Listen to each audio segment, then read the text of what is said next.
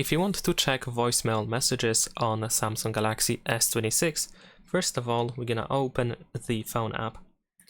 And now make sure that you have keypad opened and then press and hold number 1 in order to try to speed dial the voicemail.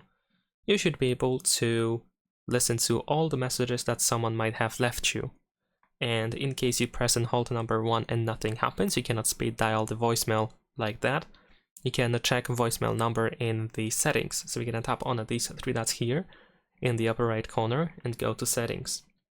Now in these settings you need to scroll down to find voicemail. Now in here we can find the voicemail number, and you want to make sure that the voicemail number is actually the proper one, or you want to fill that in if it is empty. You can call and try to call or contact your operator or service provider or carrier and ask them about the voicemail number in case you need to fix it, or you can try to Google that information to find out what is the voicemail number of your operator. And that is pretty much it. Leave a like and subscribe.